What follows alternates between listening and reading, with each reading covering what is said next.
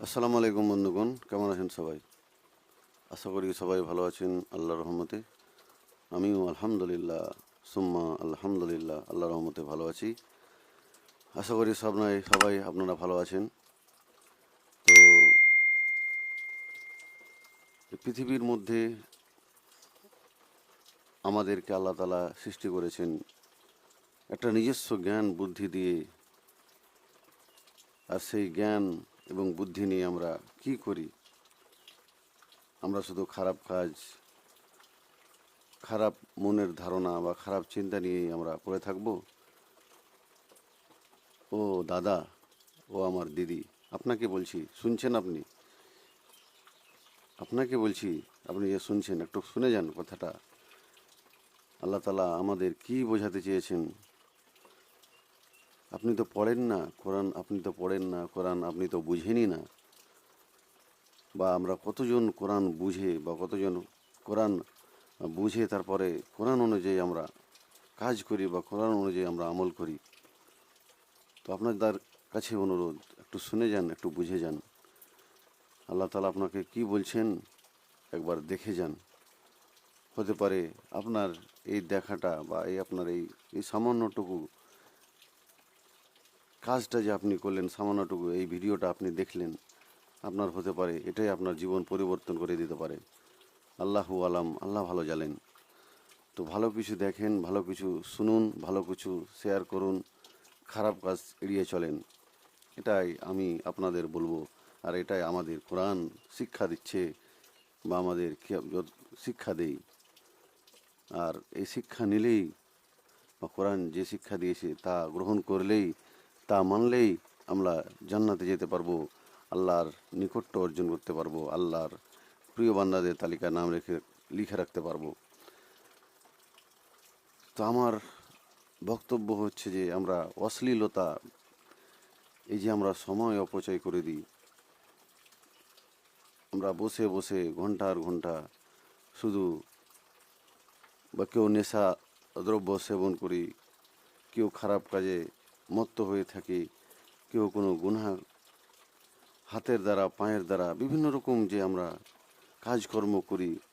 আমরা একবার ভেবে দেখেছি আমরা এই কাজগুলো যে করছি, তো এই কাজগুলোর মধ্যে আমাদের কারো ক্ষতি হচ্ছে কি, বা কারো আমি ক্ষতি করে দিচ্ছি বা কাউকে অপমান করে দিচ্ছি, তা আমার এগুলো তো কি কোনো গুনাহ বা পাপ হয় না? অবশ্যই হয়।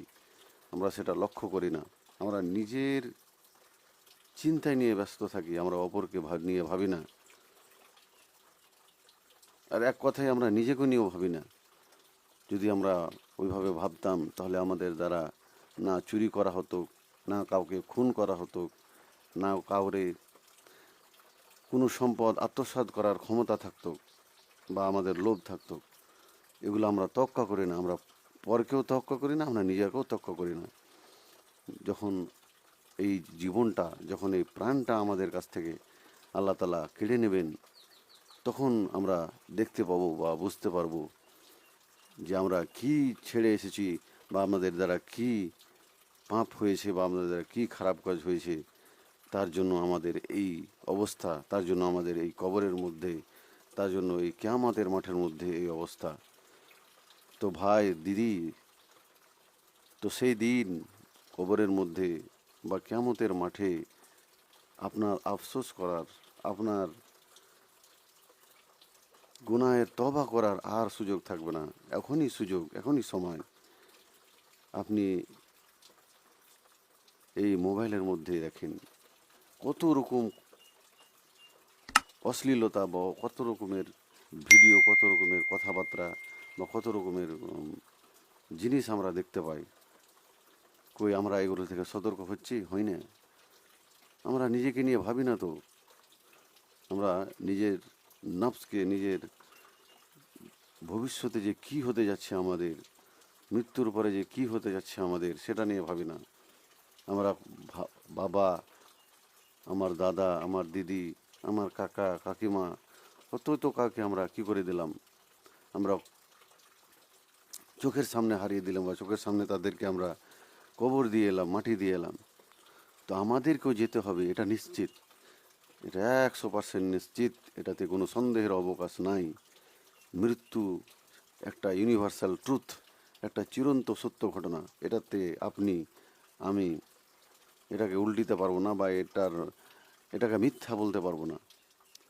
মৃত্যু একদিন হবেই। আর আমাদের আল্লাহ তাআলা এই জীবন আমাদের দিয়েছেন, এই ক্ষণস্থায়ী জীবন দিয়েছেন। এই যে আমরা সময়ের মধ্যে আবদ্ধ হয়ে আছি, সময়ের মধ্যে এই যে আমরা জড়িয়ে আছি, যতদিন আমাদের বয়স এগোচ্ছে তত দ্রুতভাবে মৃত্যু আমাদের দিকে এগোচ্ছে।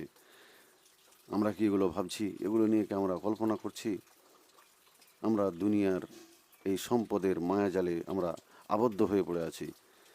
এই দুনিয়ার এই মায়ার ছলে, এই ক্ষণস্থায়ী জীবনে আল্লাহ তাআলা বলছেন যে একটা মশার ডানার যতখানি মূল্য, যেরকম মূল্য যদি দেওয়া যায় তো সেরকম, আর যেহেতু মশার ডানার কোনো মূল্যই নাই, তো আল্লাহর কাছে এই পৃথিবীটাও সেরকম। তো আমরা এই পৃথিবীটাকে কত মূল্য দিয়ে এই পৃথিবীতে বসবাস করছি, আমরা কত খারাপ কাজ করছি।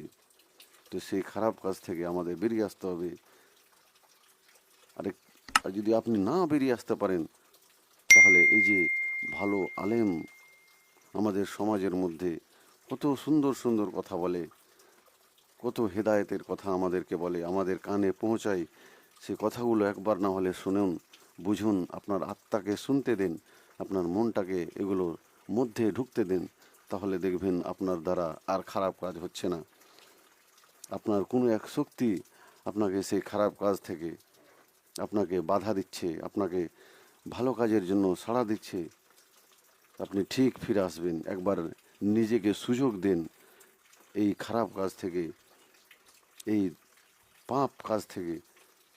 এই যে আপনি দুনিয়ার মায়াজালে পড়ে আছেন, কিভাবে উপার্জন করছেন, কিভাবে টাকা ইনকাম করছেন, কিভাবে সম্পদ উপার্জন করছেন, কিভাবে দুনিয়ার মধ্যে আপনি লোকের সাথে চলছেন, খারাপভাবে চলছেন না ভালোভাবে চলছেন, এটাকে বুঝার একবার নিজেকে সুযোগ দেন।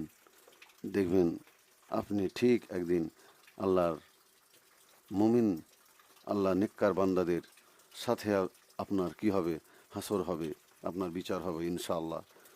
যদি আপনি আল্লাহর এই কোরআন আর আমাদের প্রিয় নবী হযরত মুহাম্মদ সাল্লাল্লাহু আলাইহি সাল্লাম এর হাদিস অনুযায়ী আপনার এই জীবনটাকে তৈরি করেন, তাহলেই সম্ভব। আর এই জীবনটাকে আপনি মনে করবেন ক্ষণস্থায়ী। আমরা যেভাবে আমরা অহরহ শুনি, যেভাবে একটা বাচ্চা সারা দিন ধুলো বালুর উপর খেলে সন্ধ্যা হয় তখন নিজের ঘরে চলে যায়, নিজের বাড়িতে চলে যায়, সেভাবে আমাদেরও একদিন ঠিক মৃত্যুবরণ করতে হবে। আর আমাদের ঠিক এই জীবনে আমরা কি করেছি, অতীতে আমরা কি করেছি, বর্তমানে কি করছি, ভবিষ্যতে আমরা কি করব, সব কিছু হিসাব আল্লাহ তাআলা এক এক করে, একটা তিলের সমান যদি আপনি খারাপ কাজ করে থাকেন সেটাও আল্লাহ আপনার সামনে ধরবেন, এবং একটা যদি পাহাড় সমান খারাপ কাজ করেন সেটা তো আপনাকে ধরবেনই। সব হিসাব আল্লাহ তাআলা নেবেন। তো যাই হোক, সেদিকে আর যাচ্ছি না। বন্ধুদের সাথে অবশ্যই শেয়ার করবেন, এবং চ্যানেলটাকে যদি ফেসবুকে দেখে থাকেন তাহলে ফলো করে নেবেন, আর ইউটিউবে দেখে থাকেন চ্যানেলটাকে সাবস্ক্রাইব করে ঘন্টাটা দেবে রাখবেন। এরকম আরও অনেক সুন্দর আলোচনা কোরআনের পাওয়ার জন্য সবার প্রথম। আসসালামু আলাইকুম ওয়া রাহমাতুল্লাহি ওয়া বারাকাতুহু।